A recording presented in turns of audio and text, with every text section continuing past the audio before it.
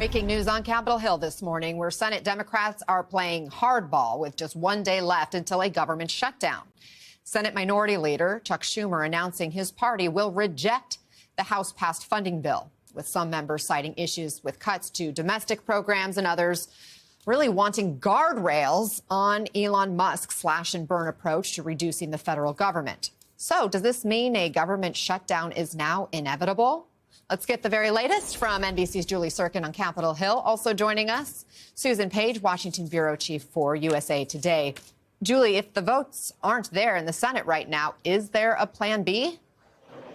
Well, Democrats at the very last minute, as you heard from Leader Schumer yesterday, saying that his Democrats will not provide the votes to pass the House-passed continuing resolution that would fund the government through September. Instead, he says they want to vote on a 28-day continuing resolution so they can have a seat at the table, have more control over a more fulsome government funding plan for this year. Two problems with that. The first is that we are a day away from the government shutting down. And until this point, Leader Schumer, I asked him multiple times, other reporters have as well, he's just been looking to see what the House did. He wasn't pushing for this short-term plan. He wasn't advocating for the Senate Democrats' own plan. He was simply saying, we'll see what the House does. And he miscalculated, frankly, that Speaker Johnson was able ultimately to get all Republicans, almost all, to vote for his version of this bill in the House. Now the House is out of town. They are not near Washington, and they have no plans on coming back. So when Democrats say now at this point that they would only vote for that short-term resolution, well, effectively, as Republicans are saying, they're choosing between shutting the government down or keeping it open, because there is just not enough time to get all of these pieces in place, all of the ducks in a row to make it happen. Leader Thune, the top Republican in the Senate, said yesterday or suggested the Democrats could get an amendment vote on that shorter term continuing resolution. That would be nothing more than a show vote, though, and Democrats know that, and so does their base that have been pressuring them on social media, at town halls, really wanting them to step up and fight at this moment. You see those no votes on your screen, and I want to stick there because they're notable. These are people who represent states in some cases that have a lot of federal workers. In other cases, these are more moderate members that traditionally never wanted to shut the government down. Now they're playing hardball. In a couple of hours, they'll be huddling again behind closed doors to see exactly how they're going to play this out in the future, but there are no good options for them at this point. And that 7 no-vote picture that we just put up, the 7 different senators, just got boosted to 8 now with, as you were speaking, Senator Elizabeth Warren just sending a post on social media saying, I'm voting no on the Republican shutdown bill, no on handing Donald Trump and Elon Musk a blank check to spend your taxpayer money. So at least 8 Democrats voting no. Julie Surkin, thank you. Please stand by. Susan, Republicans are trying to frame this government shutdown potentially as a political problem for Democrats, even though Republicans control Congress and the White House. Look at this headline from Politico. White House taunts Democrats on shutdown, with one White House official telling Politico they're 100% going to swallow it, referring to Democrats. They're totally screwed. Susan, do you think they're right, or does that sound like overconfidence to you? Well, I don't think this latest play by Senate Democrats is a sign of their strength. It's a sign of their weakness. And the Republicans have managed to do something I thought would not be possible. They control the White House, the House, and the Senate.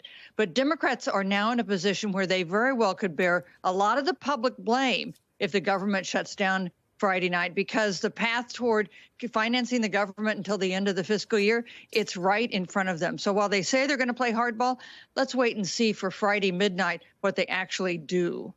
GOP leaders say Medicaid's safe.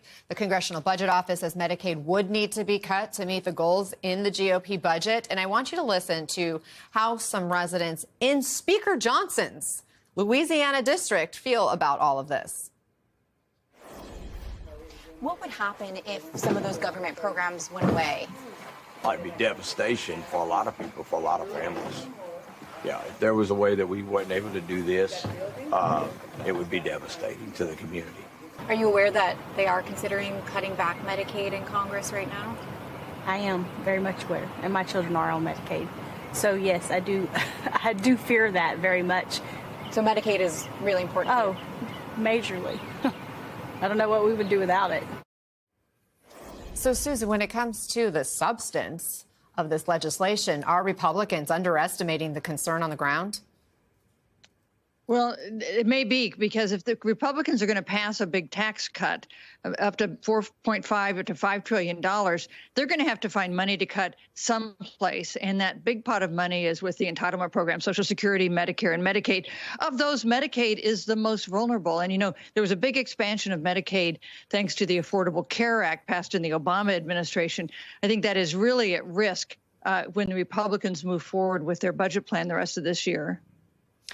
Susan, you know, there's a chance for Democrats who see this funding bill as really their only leverage here, because they are in the minority, that if they hold the line, that this could backfire on them, right? If they're the ones refusing to extend the funding for federal agencies in this moment, it could, or maybe, at my question, does it undercut their criticism of Elon Musk and Doge as out of control in efforts to slash the government? Could it even make it easier for Doge to do so?